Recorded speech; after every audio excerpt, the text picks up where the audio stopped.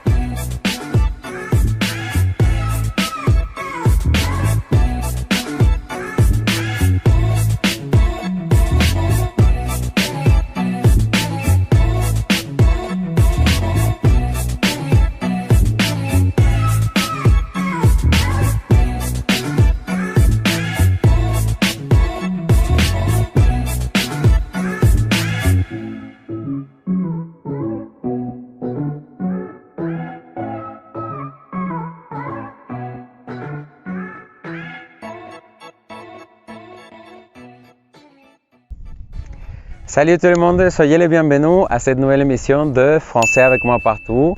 Derrière moi se trouve le beau village de Yécora. On a choisi cet endroit parce que c'est une vue panoramique du village et comme vous pouvez constater, il y a un lac, il y a les maisons, il y a un hôtel, il y a les sapins partout. Et bien, je vais commencer à parler ici, on va reprendre un sujet que vous connaissez bien. Un temps du passé. On va parler aujourd'hui d'un nouveau temps du passé pour consolider et une manière de décrire le passé plus complète parce que vous connaissez déjà à ce niveau l'imparfait qui est le passé continu, on peut dire le passé qui décrit, le passé qui a une continuité et aussi on a le passé composé qui est le passé qui a déjà fini, qui est un passé précis, qui est un passé qui exprime des situations dans le passé, qui même dans le passé, en même temps, ont eu lieu et c'est déjà fini, on ne va pas reprendre ces actions par rapport à l'autre temps qui est l'imparfait. Alors on va complémenter ces deux temps que vous connaissez déjà, on va reprendre en fait quelques règles de l'imparfait, quelques règles du passé composé. Par exemple, pour ces temps, vous allez avoir besoin du verbe avoir et du verbe être à l'imparfait. J'espère que vous vous rappelez bien de ces verbes. Par exemple, le verbe être à l'imparfait, c'est j'étais, tu étais, il était, nous étions, vous étiez, ils étaient, elles étaient. Ça, c'est le verbe être à l'imparfait. Et nous avons le verbe avoir aussi à l'imparfait, qui est j'avais, tu avais, il avait, nous avions, vous aviez, il savait, elle savait. Ok. Eh bien, comme je vous disais, cet terme s'appelle plus que parfait.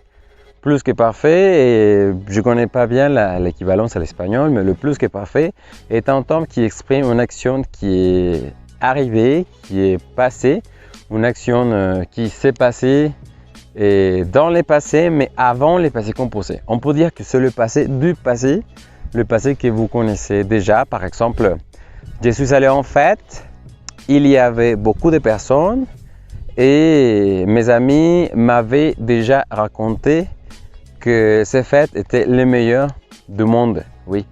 Alors, vous pouvez regarder la dernière phrase. Mes amis m'avaient déjà raconté. Si vous reprenez cette phrase, vous allez vous rendre compte, vous allez réaliser que cette phrase est arrivée premièrement dans le passé. Cette phrase est la première phrase qui va apparaître et après, si on met une succession de temps, si on met une succession d'actions qui sont arrivées, cette phrase sera la première. Alors, il faut que vous analysiez dans cette phrase. Je vous ai mentionné une phrase, un verbe a été à l'imparfait, un autre verbe est apparu au passé composé et un autre verbe est apparu au plus que parfait qui est les temps qu'on va apprendre aujourd'hui. Bien, alors on change un peu l'espagnol. Entonces, retomamos. El plus que parfait es un tiempo, como decíamos, que es, digamos, el pasado del pasado. Es como si yo dijera, ayer fui a una fiesta, ahí tenemos passé composé. Había mucha gente. Todo lo que sea descripción en el pasado le pertenece al imparfait. Si yo digo había mucha gente, hacía mucho calor, pasaban los carros, los niños gritaban, la gente corría, todo eso que me describe un contexto le pertenece al imparfait.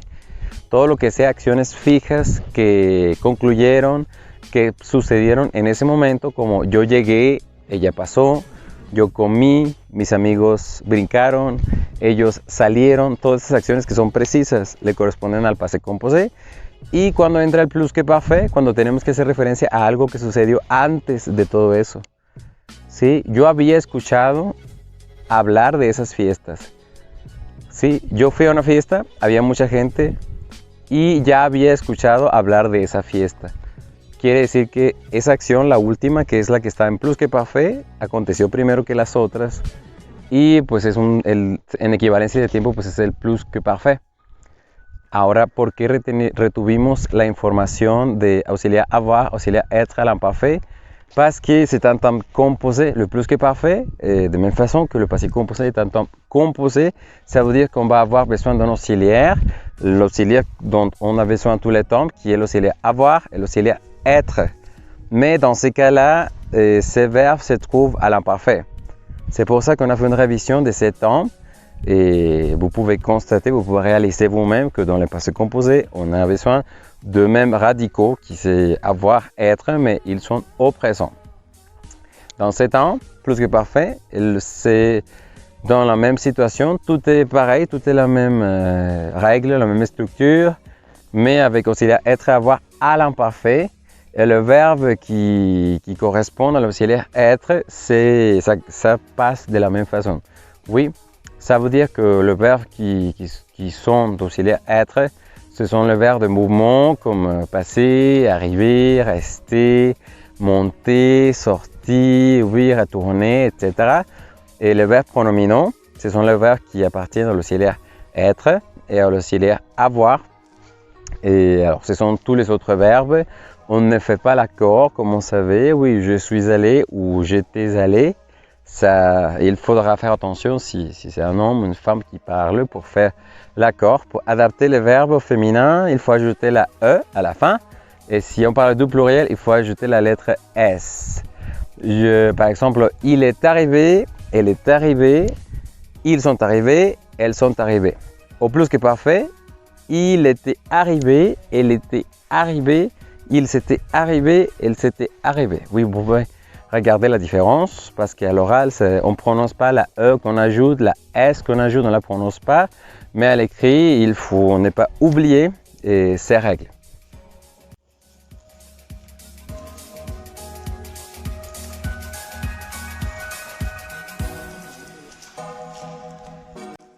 Et je vais vous donner quelques brefs exemples.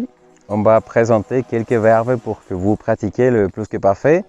Nous avons le verbe acheter conjugué au plus que parfait. Par exemple, j'avais acheté, tu avais acheté, il avait acheté, nous avions acheté, vous aviez acheté, il savait acheter. Et on ne fait pas l'accord parce qu'on connaissait déjà, avec l'auxiliaire avoir, on ne fait pas l'accord, sauf dans des cas spéciaux où se trouve l'objet dire avant. Et mon verbe au passé, il faut faire une modification, il faut adapter, il faut faire l'accord. Dans ces cas-là, justement, mais sinon, on va laisser le verbe comme ça, sans accord. Et comme je vous viens de dire, un autre verbe exemple, c'est le verbe aller. J'étais allé, tu étais allé, il était allé, elle était allée, nous étions allés, vous étiez allés, il s'était allé, elle s'était allée. Après, nous avons prendre. J'avais pris, tu avais pris, il avait pris, elle avait pris, nous avions pris, vous aviez pris, il s'avait pris, elle s'avait pris. Un autre verbe, le verbe monter. J'étais monté, tu étais monté, il était monté, nous étions montés, vous étiez monté, il s'était monté. Ok. Un dernier verbe comme exemple, le verbe manger. J'avais mangé, tu avais mangé, il avait mangé, nous avions mangé, vous aviez mangé, il savait manger. Eh bien, on va placer ces verbes dans des exemples.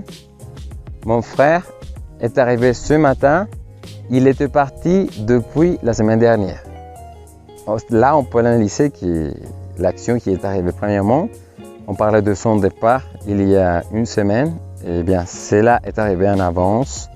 Pour ça, ce verbe est conjugué au plus que parfait. Parce que comme on disait, le plus que parfait il se passe avant le passé composé. Alors, si on met une chronologie comme ça, on commence avec le plus que parfait et après arrive le passé composé. Et en même temps, dans le passé, on peut décrire, on peut parler d'une succession de temps avec l'imparfait. Un autre exemple, mes amis ont organisé une fête dont ils m'avaient parlé. Alors, ils m'avaient dit qu'ils allaient organiser une fête, cela est passé avant. Et après, la fête a commencé, oui, comme ça, comme je vous montre dans l'exemple. Analysez bien et vous allez trouver que le plus que parfait, normalement, on l'utilise pour raconter des situations qui sont arrivées avant le passé composé. Et les structures, c'est comme ça, oui, c'est le sujet, c'est l'auxiliaire être ou avoir à l'imparfait. Et après, c'est le participe passé. Et le même participe passé que vous connaissez du passé composé qui sont irréguliers, c'est la même règle, on va les reprendre pour le plus que parfait. Par exemple, connaître, c'est connu, c'est irrégulier. Le verbe venir est venu. Le verbe, oui, mettre, mis, prendre, pris, offrir, offert. Le verbe boire, bu, construire, construit, etc. Non? Et il y a aussi le verbe régulier, le verbe terminaison ER. Par exemple, manger, manger. Manger avec R, manger avec accent aigu. D'accord? Le verbe danser avec R, danser avec un accent aigu, c'est la même prononciation. Finir avec R et finir sans la lettre R au participe passé. Quand on change, quand on fait ces changements, et c'est comme ça qu'on va obtenir le participe passé. Mais alors, il faut pratiquer. Je vais vous laisser quelques exercices dans la description de la vidéo pour que vous pratiquiez un peu plus et pour que vous consolidiez, que vous appreniez mieux ce sujet qui est le plus que parfait. Et ici dans la forêt, je peux dire, mes amis étaient venus à Yécora avant que moi. Ça veut dire, je suis arrivé aujourd'hui, mais mes amis sont arrivés il y a, je ne sais pas, une semaine, 2 semaines, un mois. Et comme ils sont arrivés avant moi, on parlait de 2 situations qui sont déjà passées, mais celle de mes amis est passée en avance. C'est pour ça qu'elle est conjuguée au plus que parfait. Ici dans la forêt, entouré par les sapins, par la nature, par l'excellent climat d'ici, les 14 degrés qu'on a maintenant. Et si vous n'êtes pas encore venu ici à Yécora, je vous invite énormément à connaître ces beaux villages, à louer un chalet entre les sapins, faire une promenade, faire une balade.